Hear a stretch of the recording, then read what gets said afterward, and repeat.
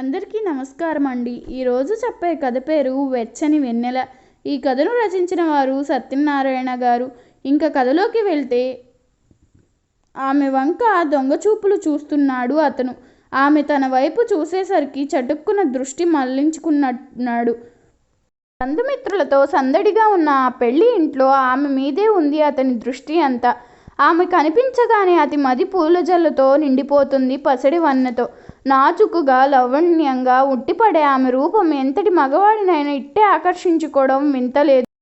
చుట్టబుగ్గలు కలువ కన్నులు ఆమె అందానికి మెరుపులు దిద్దుతుంటే, 22 ఆ యవ్వనపు సోయగలకు ఎర్రగా మగ్గిన దొండపండు లాంటి పెదవుల పైన మెరిసే చిరునవ్వు హైలైట్గా చెప్పుకోవచ్చు. అతని ఓరకంట కనిపెడుతూనే ఉంది ఆమె. అతని కన్నులు తన కోసమే వెతుకులాడుతుండడం, చూపులు అతనుకు అతుక్కుపోవడం ఆమె గమనిస్తూనే ఉంది. అతని అవస్థకు లోపలే నవ్వుకుంటోంది. 25 ఏళ్ళు ఉంటాయి అతనికి. ఎత్తుకు తగ్గ అవయవ సౌష్ఠంతో కర్లీ హెయిర్లో హ్యాండ్సమ్గా ఉంటాడు. నవ్వుతుంటే పెదములు, చురుకైన చూపులు అతని ఎసెట్స్.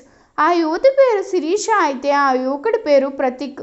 ఇద్దరు స్నేహితుల పెళ్లికి వచ్చిన వారే. ఆమె పెళ్లి కూతురు సుజనకు క్లోజ్ ఫ్రెండ్ అయితే, అతను పెళ్లి కొడుకు మోహన్కి జిగిరి దోస్త్. మిత్రుల కోరిక మేరకు పెళ్లికి 3 రోజుల ముందే విచ్చేశారు ఆ ఇద్దరు వధువరులు. బావ మరదళ్లే కాక ఆ గ్రామంలోని ఇరుగు పొరుగు ఇళ్ళు కూడాను. పెళ్లి పందిరి, బంధుమిత్రులే కాదు, ఆహతుకులు, విడుదలు, భోజనాలు కూడా కామనే. అందువల్ల అత్యంత ముఖ్యంగా ఆడవాళ్లు 2 ఏళ్లలోనూ ఫ్రీగా తెలగసాగారు. శిరీష అతనికి అబ్జెషన్గా మారితే, ప్రతీక్ ఆమెకి ఓ వినోదం అయ్యాడు. ఆమె వంక దొంగచూపులు చూస్తూ తననెవరో గమనించడలేదని అతను అనుకున్న ఓ జత కళ్ళు అతని పొగడతను కనిపెడుతున్నట్టు ఎరుగడు పాపం. ఆ కళ్ళు ఓ శిశింద్రివి. ఆ శిశింద్రి పేరు బంటి. 8 ఏళ్లుంటాయి. పెళ్లి కూతురు అక్క కొడుకు. కాన్వెంట్లో 3వ తరగతి చదువుతున్నాడు. సివే స్మార్ట్ బాయ్. ఓసారి పెళ్లి కూతురు మరికొందరు యువతులు చావిట్లో కూర్చుని ముచ్చట్లు ఆడుకుంటూ సరదాగా నవ్వుకుంటున్నారు.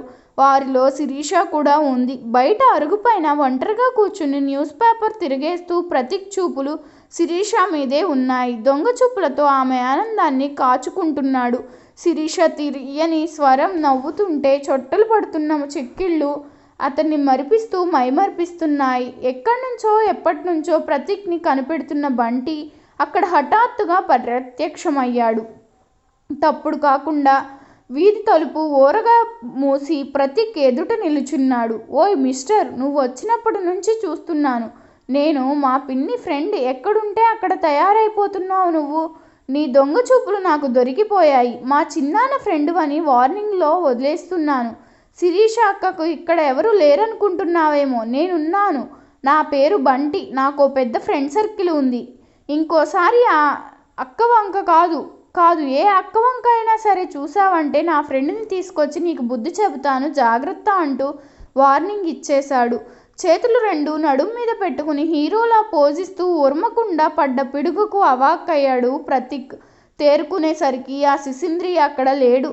అంతలో గుమ్మం దగ్గర నుండి కిసుక్కుమని నవ్వు వినిపించింది. అటువైపు చూశాడు. ప్రతీక్ అక్కడికి ఎప్పుడు వచ్చింది? బంటిగాడి వార్నింగ్ ఆలకించిందో అతను చూడంతోనే తలుపు చాటుకు తప్పుకుంది శిరీష. పెళ్లి కూతురు పిన్నమ్మ కూతురు Aarti. Teenage girl.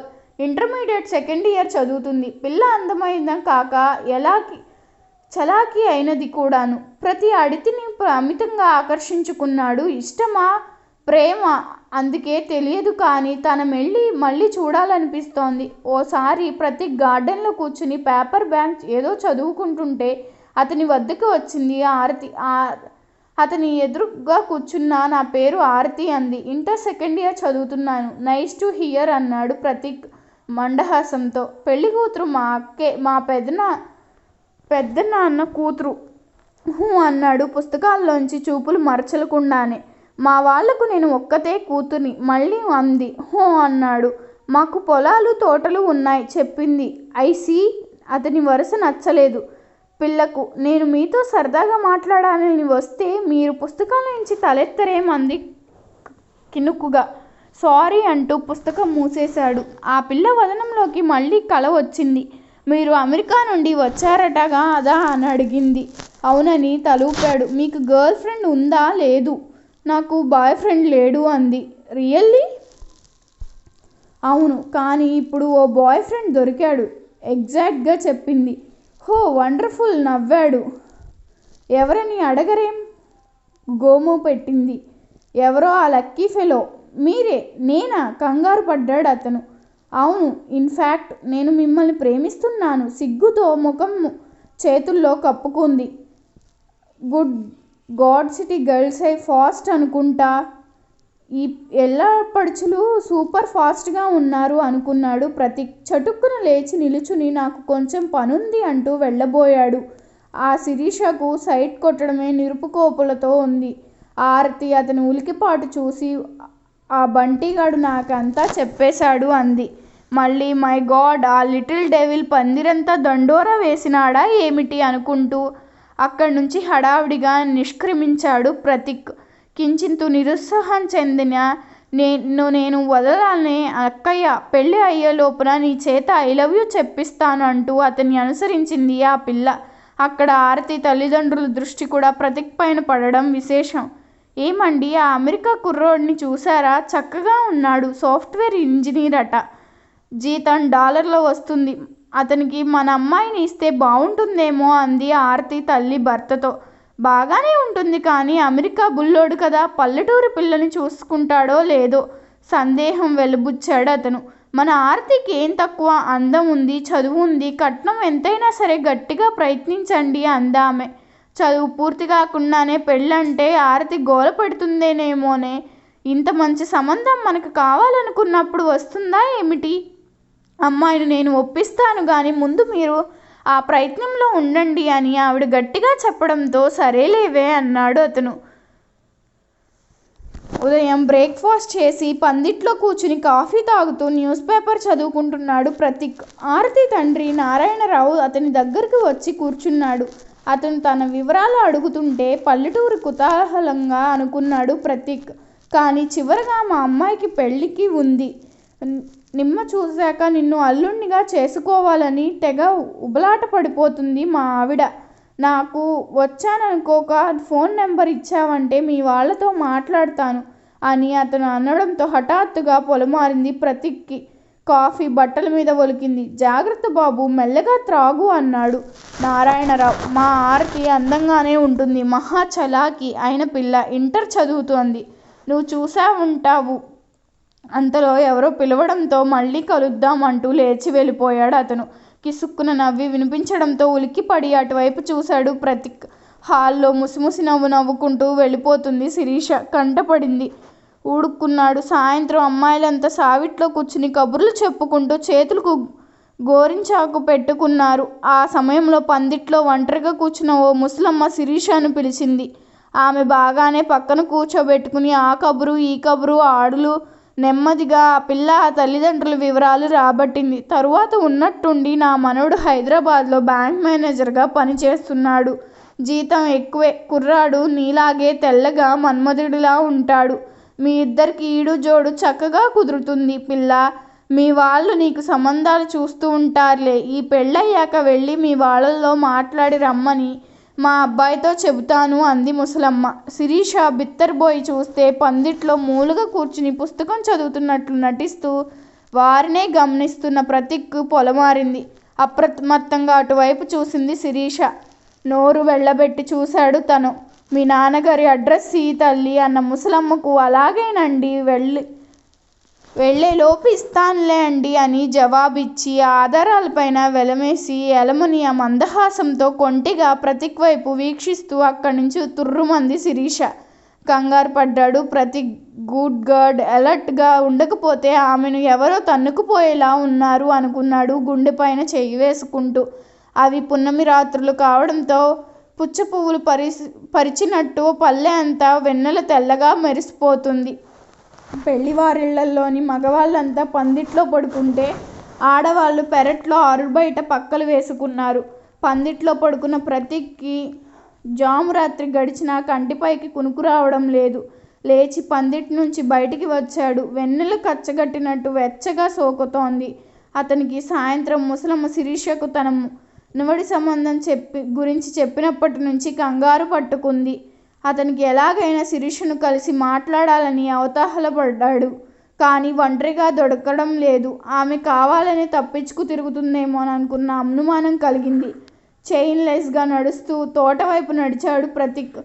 White queen సువాసనలు, మల్లెలు, సన్నజాజులు పరిమళాలు రమ్మని పిలుస్తుంటే పుదోటన వైపు అడుగులు వేశాడు. వెన్నెల కాంతిలో మల్లమ్మ పందిరి వద్ద ఎవరో యువతి నిల్చుని ఉండడం కనిపించింది. ఆ వేళటప్పుడు అక్కడ ఎవరు అనుకుంటూ చేరువుగా వెళ్ళాడు. ఆమె ఎవరో కాదు, శిరీష. తెల్లని జార్జెట్ సిల్క్ శారీలో అప్సరసలా ఉంది. ఎత్తైన పిరుదుల మీదుగా జాలువారిన ఎత్తైన వాలుజడ, మల్లెలపు కనకారపు మాలలు అలంకరిస్తున్నాయి. తెల్లటి ఆమె ఎదనపు చెన్నాయిలోని మరింత మెరుస్తోంది. చెక్కిలి క్రింద చెయ్యి పెట్టుకుని సలోచన అంబరాన చుక్కలు నడుస్తూ ఊరేగుతున్న నేలరేడును వీక్షిస్తోంది. అనుకోకుండా శిరీషను అక్కడ చూసేసరికి హుషారు కలిగింది ప్రతీక్లో. ఉన్నట్టుండి చిన్నగా నిట్టూర్చి, శిరీష వెన్నెల చల్లగా ఉంటుందంటారు, కానీ నాకెందుకో వెచ్చగా ఉంది అనుకుని సగం స్వాగతంగా నిశ్శబ్దంగా ఆమె వెనుకకు చేరిన ప్రతీక్ ఆమె చుట్టూ చేతులు వేసి వక్షాన్ని గాఢంగా హత్తుకుంటూ ఇందుకు అన్నాడు. ఉలిక్కిపడి కంగారుగా తిరిగి చూసింది ఆమె. అతన్ని గుర్తించి మీరా అంది శుభభ్రవంతో. నిద్ర పట్టకపోతే లేచి తిరుగుతున్నాను.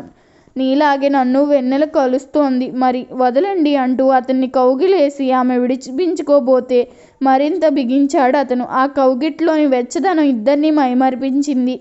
అక్కిరిసిన మెడపైన, చెవులపైన చుంబించాడు అతను. అతని ఊపిరి వెచ్చగా గిలిగింతలు పెడుతుంటే ఎవరసైలుమైంది. తన వైపు తిప్పుకుని ముఖం మీద, పెదవులపైన ముద్దుల వర్షం కురిపించాడు. పొంగిన వక్షోజాలు ఉబికిన అతన్ని ఛాతి క్రింద నలిగిపోతుంటే అతని కొంటె చేతులు చిలిపిగా తను వెళ్ళ సృష్టిస్తుంటాయి. పరివంశానికి గురిందైంది ఆమె. అతని చేతులు పిరుదుల మీదకు జారడంతో ఉలికిపడి తేరుకుండమే చటుక్కున అతని వెనక్కి త్రోసేసింది.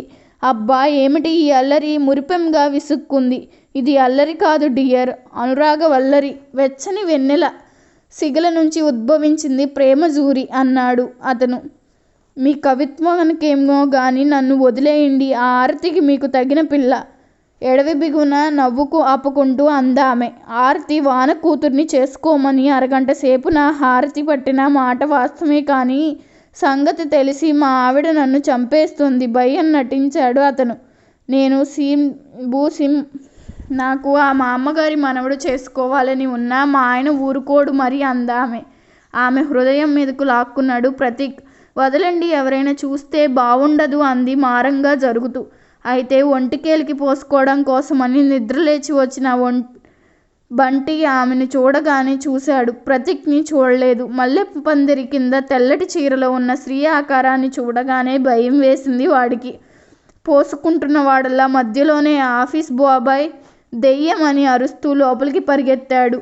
ఆ అరుపుతో అక్కడ ఆ జంట ఉలిక్కిపడితే పన్నెంట్లో పడుకున్న మగాళ్ళు, సింట్లోని ఆడోళ్ళు త్రుళ్ళిపడి లేచి పరిగెత్తుకు వచ్చారు. ఎదురు చూడని ఆ పరిణామానికి బిత్తరపోతూ దూరంగా జరిగారు ప్రతీక్, శిరీషలు. రెడ్ హ్యాండెడ్గా దొరికిన ఆ జంటను చూసి మొదట వింబ్రాలి, ఆ తరువాత ఆశ్చర్యం కలిగాయి అందరికీను. ఏమయ్యా, చదువుకున్న వాడివి, బుద్ధి జ్ఞానం లేవు అంటూ ప్రతీక్ని, ఆడపిల్లవి, మరీ అంత విచ్చలవిడితనం తగదు అంటూ శిరీషని దులిపేశారు. ఇంకా నయం, మేడిపందిని తెలియక జాంపండు లాంటి నా కూతుర్ని ఇవ్వాలనుకున్నాను అని నారాయణరావు అంటే, బంగారం లాంటి నా మనవడిని నిన్ను చేసుకోవాలనుకుంటే ఇదేం పోయే కాలమే పిల్ల అంది ముసలమ్మ దవళ్ళు నొక్కుంటూ. ఆ దాడికి ప్రతీక్ బిల్డప్ వచ్చిపోతే శిరీషకు దుఃఖం ముంచుకొచ్చింది. అంతలో పెళ్ళికొడుకు శ్రీనివాస్, పెళ్ళికూతురు బత కూడా అక్కడికి వచ్చారు. సీమ అర్థమైపోవడంతో కంగారు పడ్డారు. ఆగండి అని అరిచాడు శ్రీనివాస్. వాళ్ళిద్దరూ భార్యాభర్తలు. ఈసారి బిత్తరపోవడం అందరి వంతు అయింది. శ్రీనివాస్ వివరిస్తుంటే నోళ్లు తెరుచుకుని చెవులు అప్పగించారంతా. ప్రతీక్, శిరీషలు లాస్ ఏంజల్స్లో ఓ స్టాఫ్ వేర్ ఫామ్లో పనిచేస్తున్నారు. నెలల క్రితమే పెద్దల ఆధ్వర్యంలో వారి వివాహమైంది. హనీమూన్ ట్రిప్కు ప్లాన్ చేస్తుండగానే శ్రీనివాస్ పెళ్లి శుభలేఖ అందింది. దాంతో తమ హనీమూన్ని ఇండియాలోనే ప్లాన్ చేసుకున్నారు. ప్రతీక్కి ఓ చిలిపి ఆలోచన ఉద్భవించింది. హనీమూన్ వల్ల నూతన దంపతులు నడుమ సన్నిహిత్యంగా పెరుగుతుందంటారు. అలాగే ఎడబాటు కూడా వారి మధ్య ప్రేమానురాగాలుగా గిమ్మింపడు చేస్తుందట. శ్రీనివాస్ కోరిక మేరకు పెళ్లికి వారం రోజులు ముందుగానే వెళ్లాలని, ఇక్కడ ఉన్నన్ని రోజులు తాము దంపతులమన్న సంగతి బయట పెట్టకుండా అపరిచితుల్లా మెలగాలని, ఆ దూరం తమను మరింత దగ్గర చేయడానికి దోహదమవుతుందని, అనంతరం మిగతా రోజులన్నీ కాశ్మీర్లో గడపాలని నిర్ణయించుకున్నారని వాళ్ళు విషయం శ్రీనివాసులకి లతకు తప్ప ఇంకెవరికీ తెలియదు. శిరీష లత స్నేహితురాలిగా పరిచయం చేయబడింది. ప్రతీక్ శిరీష ప్రేమికుల్లా ఒకరి వంక ఒకరు దొంగ చూపులు చూసుకుంటూ, చూపులతో తూపులతో ఉరుచుకుంటూ ప్రేమికుల నడుమ ఉండే థ్రిల్ని అనుభవించసాగారు. నిజం తెలియక ప్రతీక్ని అల్లుడిగా చేసుకోవాలని కొందరు, శిరీషని కోడలిగా చేసుకోవాలని ఇంకొందరు సిఫారసు కోసం శ్రీనివాస్ని లతను అప్రోచ్ చేస్తుంటే నవ్వుకున్నారేమో వానా మరదళ్ళు. ఓసారి మీ అసాధ్యము కల, అదేం తమాషా అయ్యా మీకు, అందర్స్ని ఫూల్ చేశారు కదా అన్నాడు శ్రీనివాస్ తండ్రి నవ్వుతూ. మీ అలవాటు ఏదో బాగానే ఉంది అన్నబ్బాయి, ఇక్కడ ఉన్నన్నాళ్ళు అలాగే కొనసాగించండి అంది ముసలమ్మ కూడా నవ్వుతూ. అవునవును, వినడానికి ఇంత థ్రిల్లింగ్గా ఉంది. అనుభవంలో మీరు ఇంకెంత థ్రిల్ అనుభవిస్తున్నారో ఆఫ్ బ్రదర్ అన్నాడు ఓ యువకుడు హుషారుగా. నవ్వసారంతా బావుంది. మిడ్ నైట్ షో అనుకుంటూ ఆ జంటను ఒంటరిగా వదిలి నిష్క్రమించారు. మనం ఇలా ఎక్స్పోజ్ అయిపోతామనుకోలేదు. నాకు చాలా సిగ్గుగా ఉంది బాబు. రేపు ఆడవాళ్ళు నన్ను ఏడిపిస్తుంటే ముఖం ఎక్కడ దాచుకోవాలో తెలియడం లేదు అంది శిరీష. ఇదిగో ఇక్కడ అంటూ ఆమెను వక్షానికి హత్తుకున్నాడు అతను నవ్వుతూ. వెన్నెల ఇప్పుడు చల్లగా ఉంది కదూ. జవాబుగా వెన్నెలలోన వేడిమిలోన చల్లలేనా ఈ మాయ ఏమో జాబిల్లి అంటూ పాట అందుకుంది ఆమె. ఈ కథ మీకు నచ్చినట్లయితే నా ఛానల్ను సబ్స్క్రైబ్ చేసుకోండి. అలాగే మీ అభిప్రాయాన్ని కామెంట్ రూపంలో తెలపండి. ధన్యవాదములు.